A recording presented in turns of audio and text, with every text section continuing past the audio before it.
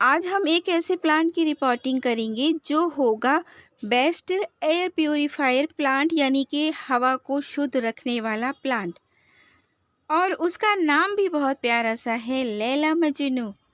ये एक indoor plant होगा और अगर आपने नहीं ऐड किया है तो लेकर आइए इस खूबसूरती से भरे हुए प्लांट को, जो कि 2 कलर में है। बालकनी पर भी रहेगा लेकिन फूलों की कमी आपको नहीं लगेगी, क्योंकि ये है 2 कलर में। एक तरफ से ग्रीन, एक तरफ से मैरूनिश या रेड, यानी कि एक तरफ लैला, एक तरफ मजनू। एक्सोकेरिया प्लांट यानी कि चाइनीज़ क्रोटन भी इसको कहते हैं, लेकिन लोकल लैंग्वेज में या इंडिया में इसको लैला मजनू के नाम से ही जानते हैं। तो ये देखिए, लगता है ना, ये पीछे से सारे पत्ते रेड, कुदरत का करिश्मा, कितना खूबसूरत। खुदा भी कितनी प्यारी प्यारी सी चीज़ें बनाता है कि बस देखते ही रह जाइए। तो सीज़न बहुत अच्छा है, इसको इस टाइम में ग्रो कीजिए। थोड़ा सा लॉन्ग इस टाइम ज़्यादा हो रहा है, मुझे लग रहा है कि इसके पत्ते गिर गए हैं। तो 3 दिन हो गए इसको लिए हुए और मैंने सोचा कि रिपोर्ट कर देते हैं।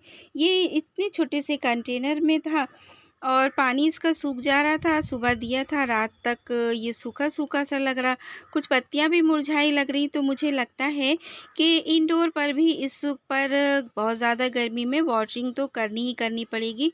मिट्टी इस तरीके की नहीं होना चाहिए।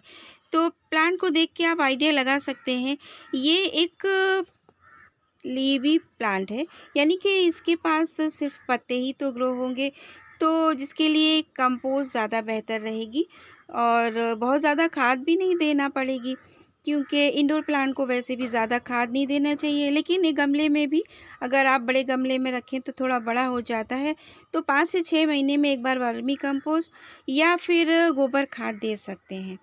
तो देखिए, मिट्टी अगर अच्छी है तो बहुत ज़्यादा इसको अलग करने की कोई ज़रूरत नहीं है। रूट्स इसमें, जड़ें इसमें काफ़ी अच्छे से डेवलप है और देखने में भी ये बड़ा लग ही रहा है, तो ये बड़ा एक प्लांट हो जाता है, ट्री का भी शेप ले सकता है अगर इसकी अच्छी केयर की जाए। और हाँ, इंडोर प्लांट है तो ज़ाहिर है कि इसको बहुत तेज़ धूप में नहीं रखना होता है।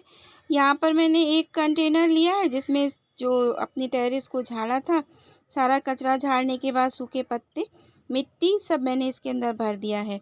प्लास्टिक का पॉट है तो ड्रेनेज मैंने साइड से भी किए हैं 3-4, और 4-5 ड्रेनेज होल नीचे हैं बॉटम पर, और मैंने इस पर कंकड़ रखा है। फिर कचरा भर दिया था, छिलके भी भरे हैं। तो अब मिट्टी की बारी, मिट्टी तैयार की हुई है। ये मिट्टी बनाने का तरीका आप मेरे और वीडियोज़ में देखिए। फिर भी मैं बता देती हूँ कि इसमें अगर आपको एक अच्छी तरह से ग्रोथ देना है प्लांट को, तो आपको लेना चाहिए सॉइल।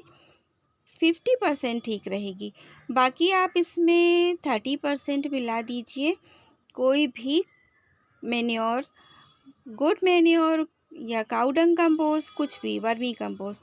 और फिर मिला दीजिए उसमें आपको बचा हुआ 20% रेत या फिर राइस हस्क, इस तरीके से मिलाकर बना लीजिए। थोड़ा सा नीम खली मिला लीजिएगा, नहीं है नीम खली तो कोई बात नहीं, हल्दी पाउडर, सिनेमन पाउडर मिला लीजिए। और अगर वो भी नहीं है तो फिर एलोवेरा के पानी से काम चल जाएगा। उसके सूखे पत्तों को नीचे बिछा दीजिए और फिर इस तरीके से रखिए, इतना कि सेंटर में रहे, और साइड साइड से मिट्टी डाल दीजिए।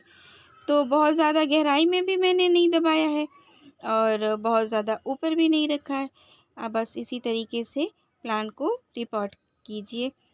ये मिट्टी ना बहुत अच्छी है, मैंने आज़माया है।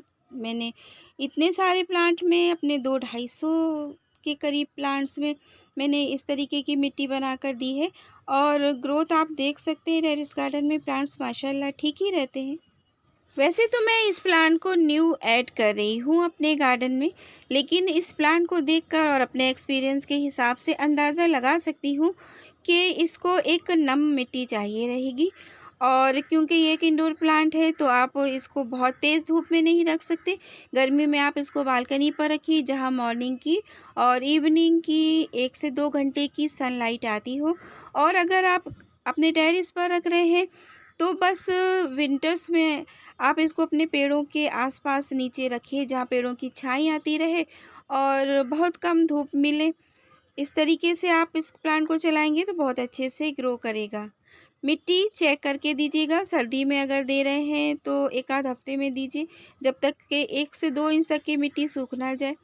और अगर गर्मी में आप जैसे ही देखें कि सूखे-सूखे से पत्ते हो रहे हैं, मुरझा रहे हैं, तो वाटरिंग कर दीजिए। वाटरिंग का बहुत ख़ास ख़्याल रखिएगा और इसको आप पत्तियों को मुरझाने बिल्कुल ना दीजिएगा। तो इसको अभी भी कम से कम आप सेमी शेड में रखेंगे 1 हफ़्ते से पहले या 10 दिन से पहले। इसको बिल्कुल भी धूप में ना निकालिएगा। अब इसका मतलब ये भी नहीं कि अंधेरे में रख दीजिएगा। तो चलिए रिपोर्टिंग तो हमारी हो गई है और बाकी इसको कटिंग से लगाया जा सकता है, पेस्ट इस पर नहीं लगते, अगर लग भी जाए तो कोई बात नहीं। नीम ऑयल या सोप वाटर का स्प्रे करते रहिएगा, काम आपका चलता रहेगा। इसी तरीके से प्लांट से पेस्ट वगैरह हटाए जाते हैं और बहुत ज़्यादा टेंशन ना लीजिएगा। एक प्यारा बिना फूलों का लेकिन फूलों वाला, क्योंकि इसके पत्ते फूलों से कम नहीं हैं, ग्रो किया है प्लांट। तो इसके लिए लाइक कीजिए, चैनल को सब्सक्राइब कीजिए। फिर मिलते हैं नेक्स्ट वीडियो में, तब तक के लिए अल्लाह हाफ़िज़।